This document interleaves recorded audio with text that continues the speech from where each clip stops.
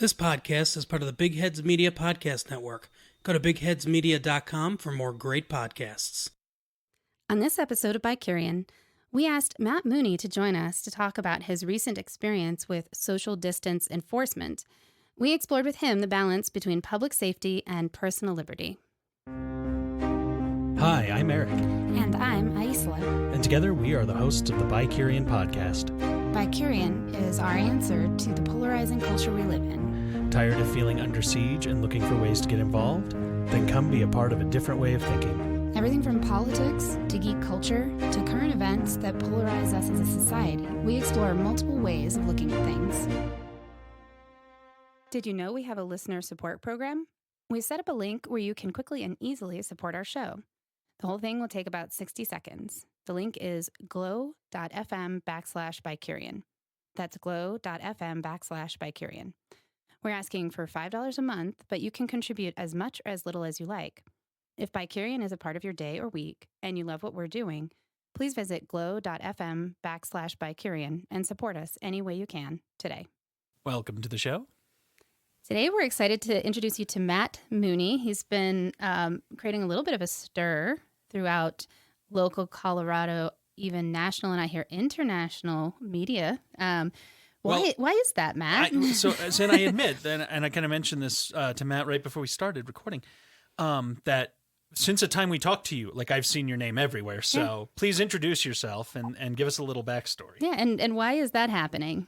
I mean, as far as you know, I guess. Hey guys, yeah, absolutely.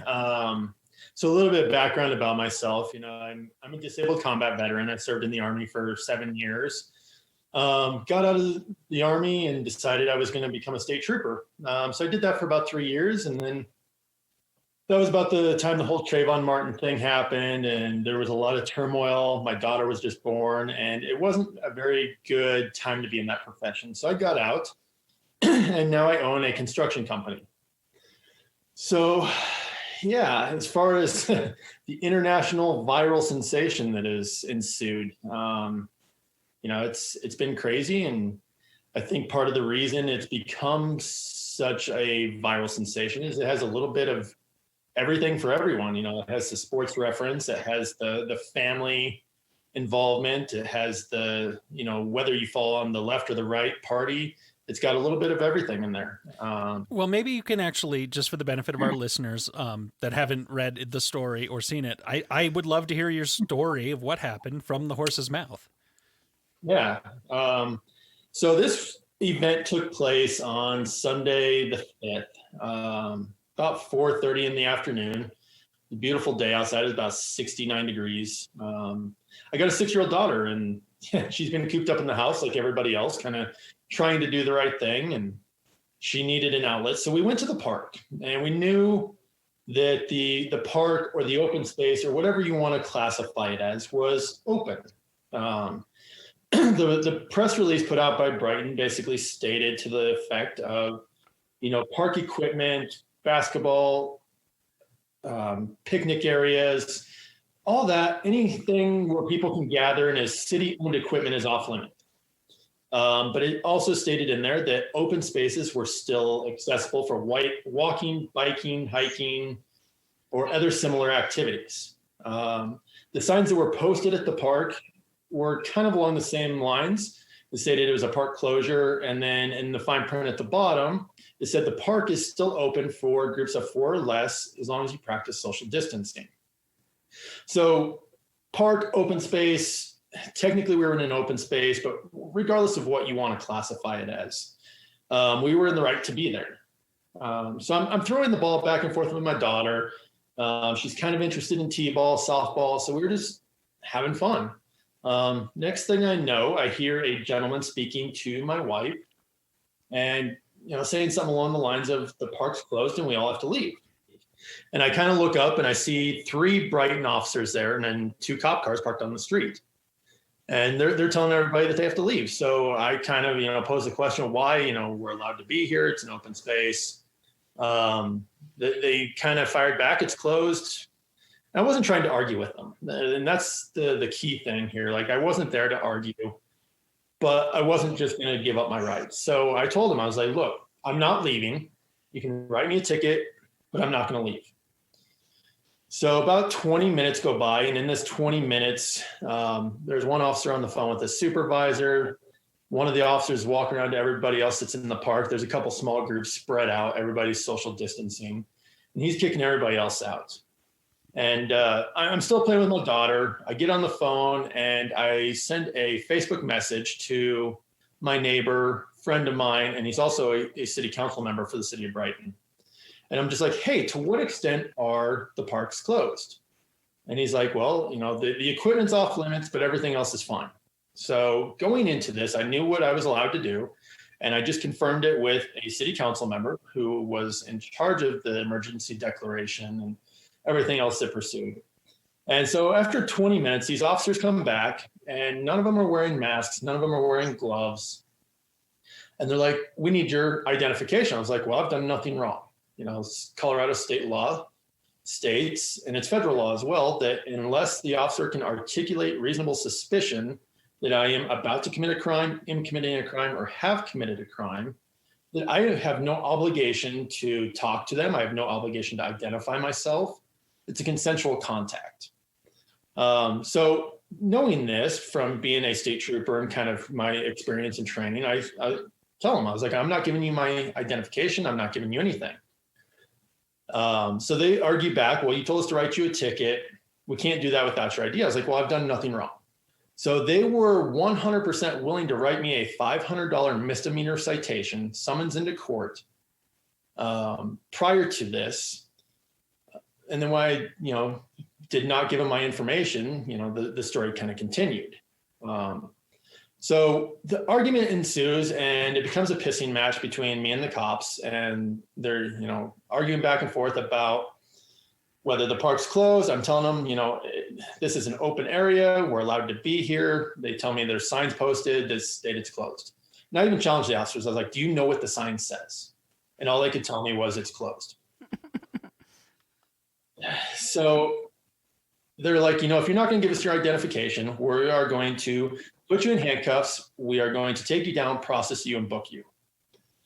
I was like, well, if that's what you feel like you have to do, then go for it, I guess. And they're like, really, in front of your 6-year-old daughter? And I took the stance of, I've done nothing wrong. So yeah, go for it. I even offered up my hands, in a very peaceful gesture, like, okay, do what you have to do. I'm not fighting. So they start issuing me verbal commands, turn around, place my hands on top of my head. They come up behind me. They go ahead and put me in cuffs. And during this, I can hear my daughter in the background. She's upset, kind of whining a little bit, but my wife is, handling the situation and reassuring her, telling her everything will be fine.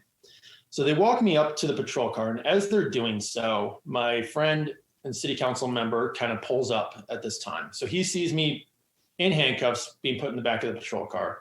He parks in front of them, doesn't make contact with them, just kind of observes and watches what happens. I also hear some people in the background kind of narrating a video, and that's the video that everybody saw of me being arrested.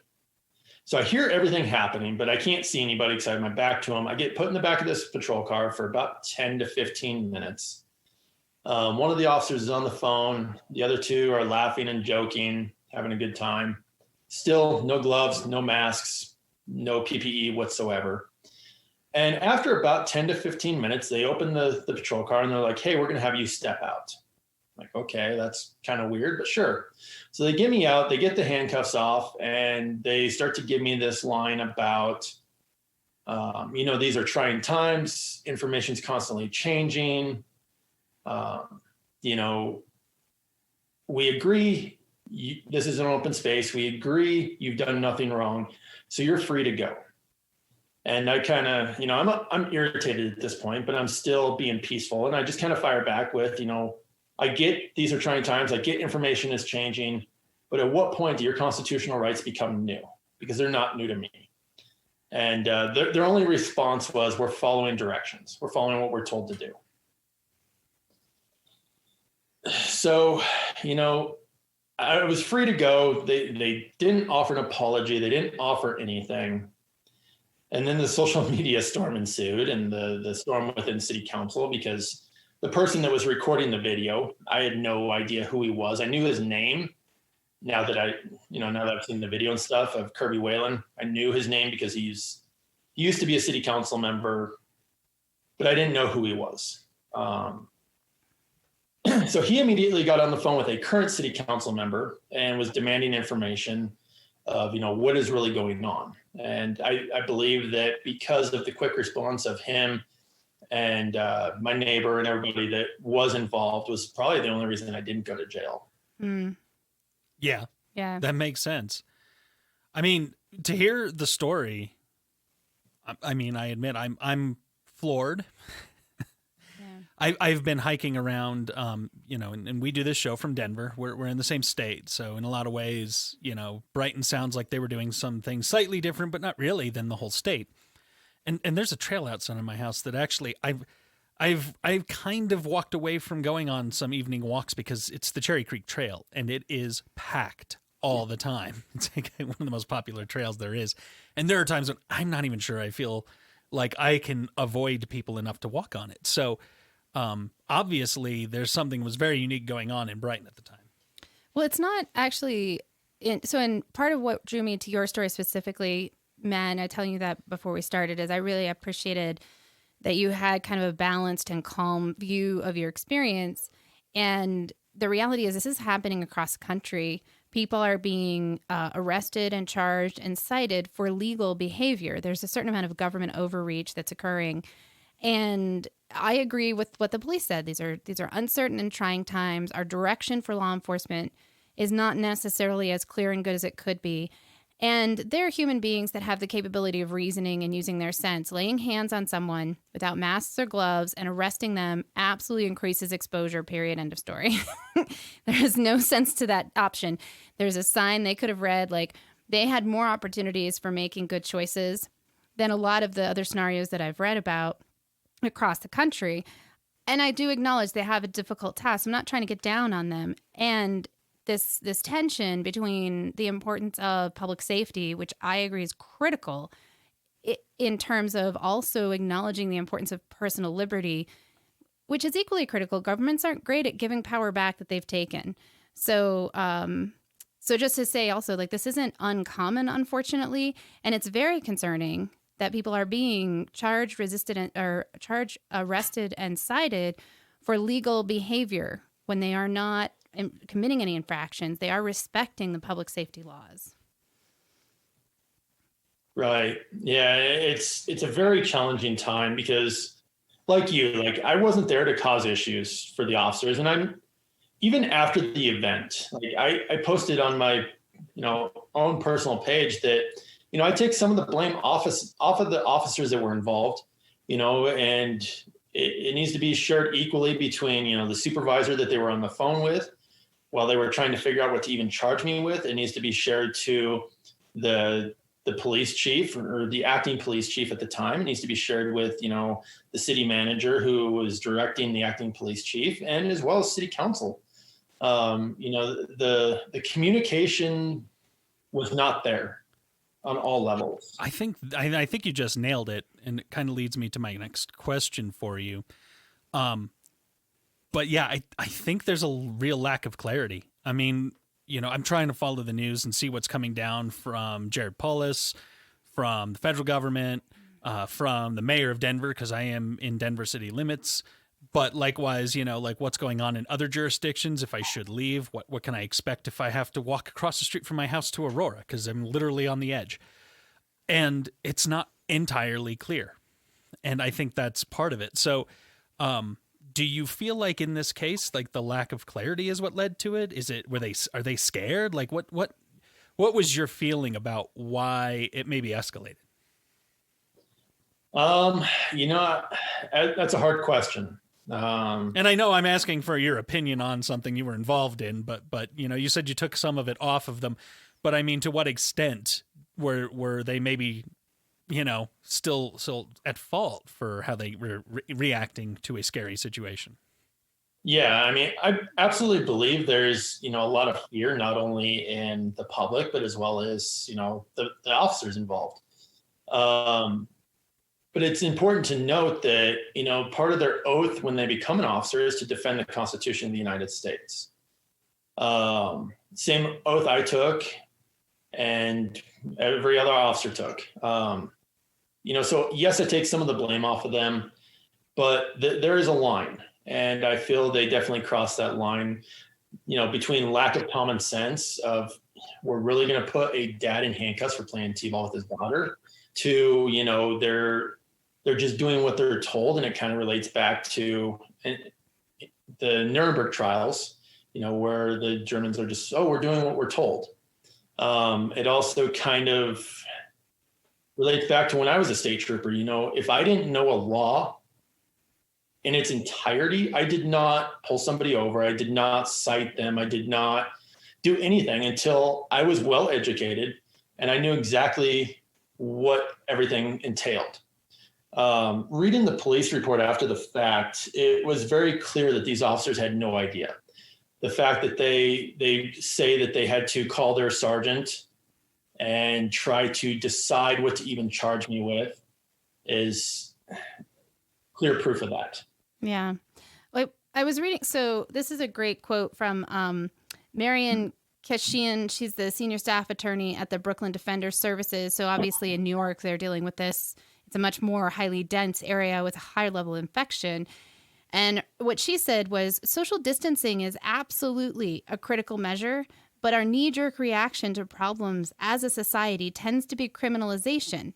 And it's just not the answer, especially here. And she goes on in the article to talk about, or maybe it's not her, but the article continues to talk about the reality that there are just not enough police officers, that if we are going to criminalize social distancing, the complexity of it is very, very widespread. We don't have enough officers to make it a criminal act. We'd be putting people in jails where they would not be able to be socially distant. And likely, as often is the case, it would be over applied in areas with poverty and people of color. So we'd see significantly unfair impact. So, and your situation, let's say you were doing something wrong. What they did was increase your exposure. The point of social distancing is to decrease exposure. If you had in fact been doing something wrong, they magnified it. You were doing not anything wrong and they magnified it, which is even worse, right? But even in the other case, that was the reality. And that's the reality of the current approach. And what she's saying, our default knee-jerk reaction is to criminalize behavior rather than to find more productive ways to address it. Right. And to kind of hit on your point of, the fact that they amplified my exposure, I haven't talked about it up to this point because, I was trying to respect privacy and HIPAA and all that, but it's become public knowledge at this point that the police chief for the city of Brighton, the actual police chief, was in the hospital with COVID. That's why they had an acting police chief at the time. And my question is, and nobody can answer it, is to what degree did the actual police chief expose the officers to COVID? And then, there is a very good chance they could be asymptomatic. And then to what degree did they expose me, my wife and daughter, as well as everybody else that they've come into contact with? Yeah, I hadn't heard that. That's an interesting twist on things, as you would assume that, their argument would be, well, we weren't sick and we are the only ones who we interacted with. So no big deal. Well, and the police are, by the nature of their work, more likely to be exposed. And the fact that they were not wearing any protective gear and they laid hands on you and they put you in their car, which I'm going to bet hadn't been disinfected in the last 24 hours. Those are all at-risk factors that you and your family, by nature of living with you, were then exposed to. Highly problematic. Right. And, it's not the fact that they didn't have PPE, because I've had people tell me that. It was a clear and blatant disregard. They had masks on them. Their masks were hanging off their pistol belts. They just chose not to wear them. Oh, that's worse. Oh, that is so much worse. So yet again, another situation where they had the option. It wasn't even like they were suddenly thrust into this hairy situation that suddenly erupted at the park and didn't have time to do the right thing or manage their exposure rates. or procure the gear. Like, and the fact that they touched you without doing that when they are a higher risk population, let alone higher risk also because the police chief had COVID. Like, even without that, they are considered to be higher risk, just like a Right. healthcare worker would be, right? Because they are dealing with the public. They are an essential worker and required to be in situations of exposure. I'm very upset the more I hear. So to kind of move forward from this, I kind of want to maybe just talk and be speculative because as of the time when we're recording this episode and releasing it pretty much immediately after recording, but things change so fast that certain bits of information can be dated. They have recently in Colorado in the last day or two, and they're starting to in other states relax some of these basically lockdown measures and going to a, stay at home if you can kind of a methodology, but they're talking about opening retail, limited opening of restaurants and all of that sort of thing soon.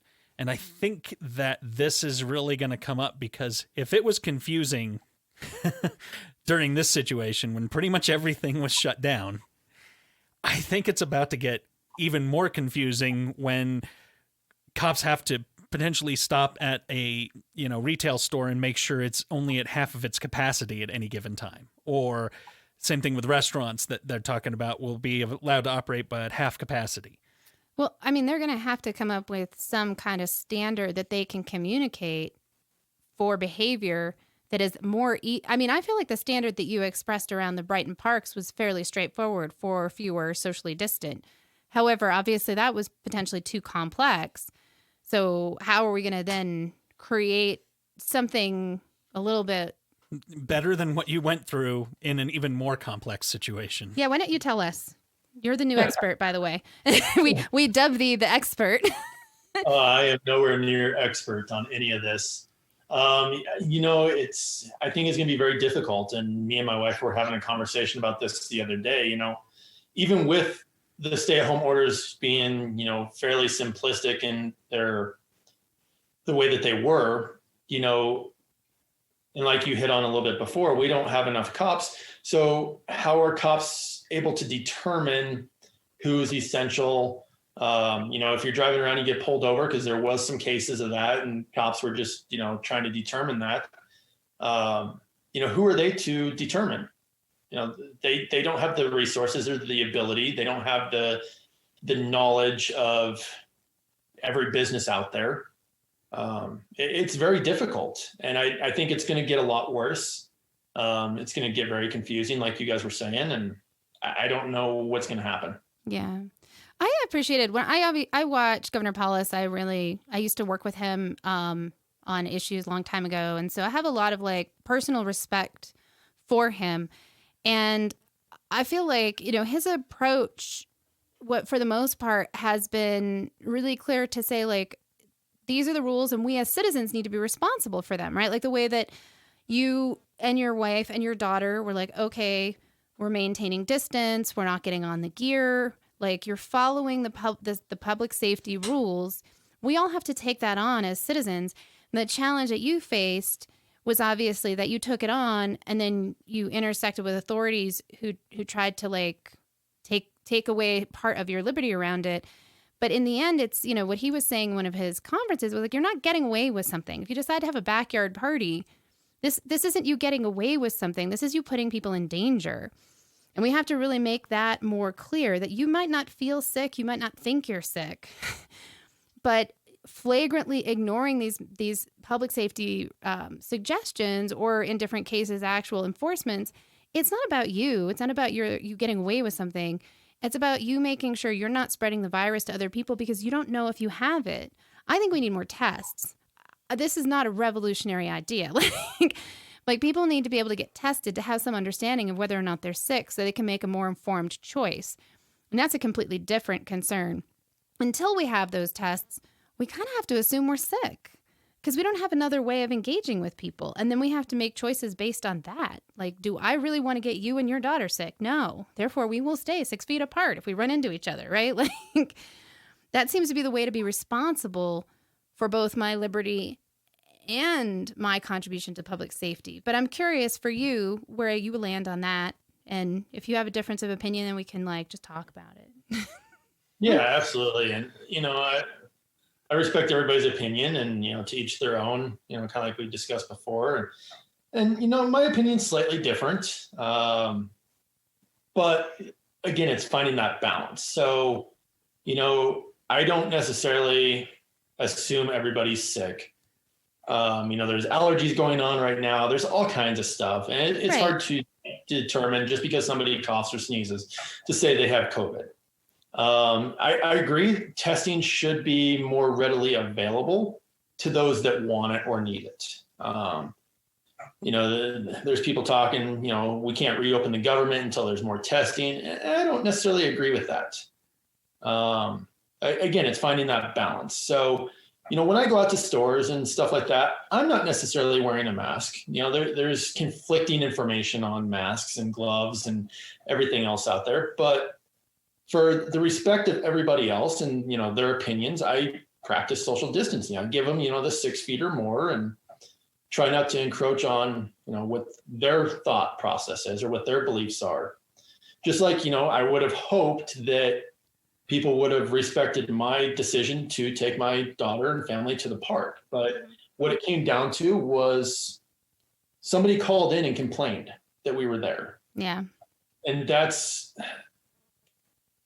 I have a hard time with, because if you're immune compromised, you're elderly, or you're scared, or whatever your reason is, if you don't want to go out in public, then so be it.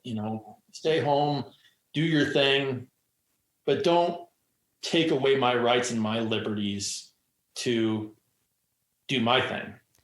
Right. Well, and that responsibility thing. So it's interesting. The Kentucky governor a couple weeks ago said, okay, mass gatherings are misdemeanors.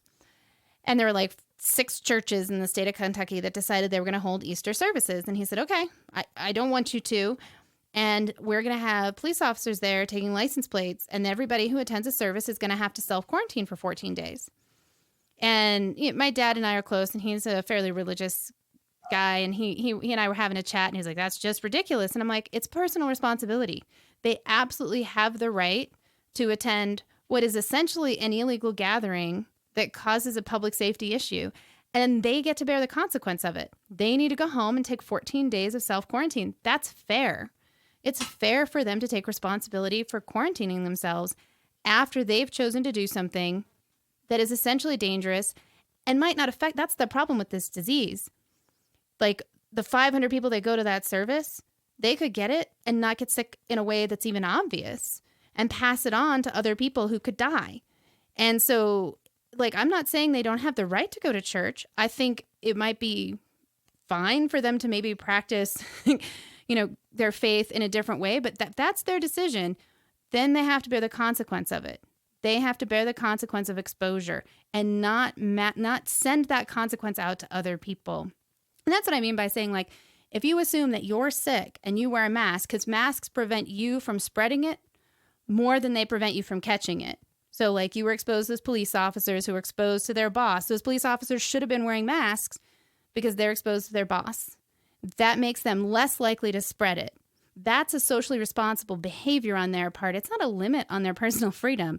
It's saying, I'm going to behave in a way that respects that other people don't want my spit in their nose when it might kill them. And the truth is, most people aren't going to get sick in a way that's really harmful. Most of us are not even going to know that we have it. But the people that do, it's obviously really burdensome, and it puts a burden on our healthcare system that, once again, is really unfair. The number of people that can't get other kinds of care right now, they can't take people who have strokes. My friend is pregnant. She's due next week. I'm terrified for her. How is she going to have a baby in this? It's her first baby. And so once again, finding ways to participate in improving public safety, it's do I like masks? Not even a little bit. I don't even like makeup. I don't like anything on my skin. I wear one because if I've been exposed and I don't know it, I want to be very careful not to pass it on. I feel like that's my responsibility to be thoughtful for all the people that I don't know are at higher risk, right? And so that's the part that I think, that personal liberty thing, that don't tread on me. I mean, I have some of that. I think we all do. I think you have to if you're American. But I feel like we've lost some of our commitment to our community.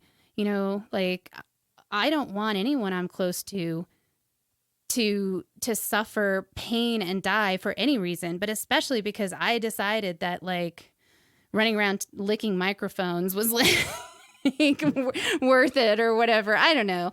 And I'm not sure how we have this conversation in a way that's helpful for people. Am I babbling too much? Never. Oh, good. He's so good. Look at that. Well, and I agree with what you're saying, Matt. I think, we're Americans. We see our civil liberties as sort of what the foundation of everything that we do, which is good because it's makes us less likely to ever actually give them up. You look at China, they went on lockdown. There was no choice. There was swift retribution for violating any of the lockdowns that they were under from the government, and that's just the world they live in, and we don't. So, I mean, I get what you're saying. But I mean, as far as like personal responsibility goes, do you at least see where the other side of the argument comes from? Oh yeah, I absolutely see the other side of it. And, I agree there's got to be a level of personal responsibility with this. Even up to and including, taking the responsibility of saying, I'm going to go to the grocery store. I'm going to do what I need to do. I'm not going to be overly cautious because I feel like I don't have to. I agree with that. If that's where you're at and you feel confident. Yeah, I mean, to an extent, like I said, I definitely give people the space. And I don't know, it's a fine line.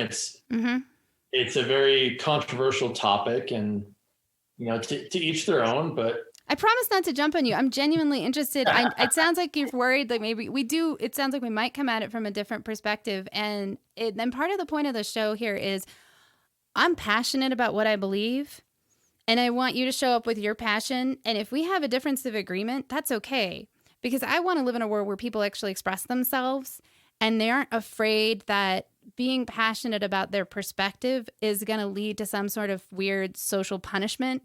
I think we'd have better conversations and honestly more civil liberty and honestly better political discourse if people actually said, And so please, like, I feel like it's important for us to have these conversations from a more honest overall spot. And Eric's here. He'll be on your team. I've scared him a couple times. That's not true. But I think the problem is with the whole social media storm that ensued after my run-in with Brighton PD. I've had so many people, take to social media and condemn me and everything else. I've had people threaten to call Child Protective Services on me. So I've been very careful about what I say. That's understandable. People can be jerks. You are not in an enviable position. No, by that's my really estimation. true. It sounds like you're not the kind of guy who was out there like at the protest trying to stir this up. No, I thought about going to the protest because, I do want to stand up for our liberties and our rights, but I decided not to go at the last minute. Like I had every intention of going, and then, there was people on social media talking about bringing firearms to the protest, assault weapons, stuff like that. And, I'm all for the Second Amendment, but the city and county of Denver doesn't allow open carry. They don't allow assault weapons in general. And it could have very easily taken a turn that I didn't feel was a acceptable. It wasn't worth the risk. Mm-hmm. That makes sense. Well, so here's a question. Do you feel that we have done anything to this point? And assuming that, we're going to start doing limited opening and, start relaxing some of this stuff, but still have an eye on public safety, do you feel like we've given anything up that cannot be returned at this point? I don't know. Part of me wants to say no, that I believe that the people will demand their rights and their liberties returned. I just have faith in that, but I could see it going the other way as well. I could see the government saying, we've already taken these, you guys were okay with it, so tough. Governor Polis has come out and said things will not return to the way that they used to be. And that is scary. Yeah. And I get it. Like I was saying, I worked with him before, and I think some of it's a trust thing, right? Like my experience of him, I read that same comment and I just thought it was an acknowledgement. Like, this virus is around possibly for a couple of years without a vaccine, and having sort of normal behaviors, quote unquote, going forward is going to be tough until we have either a treatment plan that works, or some kind of medicine or a vaccine. But I hear what you're saying. If you're not in that same place, you could hear that in a more ominous way. And that's also legitimate. Like, I'm not going to say that it isn't, because I agree there are some concerns with the possibilities of government overreach. There have been significant overreaches in different places, and we've been so far lucky, as far as we know, that they're not codified, right? Right. And time will tell. I think that's going to be the big thing. Well, yeah, I mean, like I said, part of me is actually really scared just because I see a lot more conflict coming up. If a restaurant owner is open and he lets a few too many people in, ordinarily, if you've got, you're capped by the fire department, basically on how many people you can have in a place, and we're going to have a new sort of like artificial cap on half of that. And again, this is speculation because they've said, oh, well, this is things we're thinking about as we allow things to reopen. But, how is that? Like, are we going to have more fire inspectors coming by to make sure restaurants aren't over their limit? Or, what are the cops going to do in that case? What are they going to do when they actually have a legit thing? Like, some places is in violation of what the lockdown rules are. Do they shut them down immediately, tell everyone they have to leave the store? Like, it's going to be hairy, and it's going to be even harder to enforce because it's not even like these are laws on the books. They are temporary emergency measures. And there's no like reference manual that anyone has in their pocket for the most part of what is actually unique to this certain jurisdiction or this city or county or state. Yeah. No, and I do want to follow up with you, Matt, and say once again, one of the reasons that I was really interested in having this conversation with you was you talking about the example for your daughter in terms of saying, I didn't want to teach her automatic authoritarian compliance. That's not the citizen I wanted to raise her to be. And I recognized that there was some risk. I didn't think it was going to, didn't expect it to potentially cause you a life-threatening concern, but you were like, and it went the best way it could. You did get in trouble, and then you were apologized to. So she saw that standing up for herself, that you standing up for yourself had a positive effect. And that hopefully that'll instill that lesson in confidence. Because what we need is more people willing and able, especially people who are free to do so. I think you were in a unique position. You're an ex-cop. You have some ways of speaking to that. You are friends with a city council person. You're not a person of color, so that you had less risk of a certain kind of violence, statistically, at the very least. Your family was there. You had witnesses. Like, you had a lot of things that gave you a benefit to step in and say, let's challenge this and be potentially safe. And I think when people have the privilege and the ability to stand up, it's important that they do, so that those authorities are challenged with regards to these things, so that more people can benefit from the possibility of those freedoms. Do you want to ask him another? Well, no, I was just going to say, yeah, I know it's probably been rough. And again, we joke about how you're kind of in the spotlight and all of that. But I will personally say thank you for taking one for the team of humanity and Americans, and at least bringing it to light so that people could be aware, for better or worse, right or wrong, at least understanding that, it is trying. And if you're out there just doing what you are under the assumption you should be able to do, that I think is the key thing here, is that you weren't trying to be civilly disobedient. You weren't trying to prove a point. You were doing what you were doing. And I will say that I think that is the most effective way of protesting and making things known, if you can do that in a peaceful way and still prove a point. Yeah, absolutely. And it's important to realize, it was very peaceful. I've had people. So one of the things that first came out of the city, and I was kind of privy to some of the conversation because of my neighbor and friend and council member, was they immediately started talking about I was combative. And that was kind of the initial spin that was put on it. And, I got to hear it. My daughter got to hear it. And my friend and council member was like, he's like, were you combative? I was like, no. I even offered up my wrist, like, let's do it. I have nothing to fear. Because my whole thought process during the entire time was, I'm not here to cause a problem. I'm not here seeking attention. I'm not here to be, disobedient, but I am going to stand up for my rights, and I'll take it to court. Yeah. So yeah, I mean, everything about your story like holds that. I mean, just the fact that Aicila and I are both activists in certain ways, and there's certainly, many of the people we know have spent a night in jail, for sticking up for something and pushing it to the logical conclusion. And the fact that you didn't actually even like leave the, park throughout the entire thing lets me know that at the very least they had to acknowledge you weren't resisting them. You weren't being overly combative or anything, or else I know for a fact I have seen many cops that will definitely run you downtown just to prove a point. Yeah. And I agree with Eric. Thank you for, taking the risk, and, we're all in this together, and it's important that we practice public safety. We need to stop this virus in its tracks, and we need to do it in a way that doesn't compromise our ability to have the way of life that we value as citizens. I appreciate that. Well, thank you for being on the show. I think on that note, we'll probably wrap up and say thank you very much for listening. If you have ideas, feedback, thoughts, please find us on social media. We are BiCurean on Facebook, Twitter, and Instagram.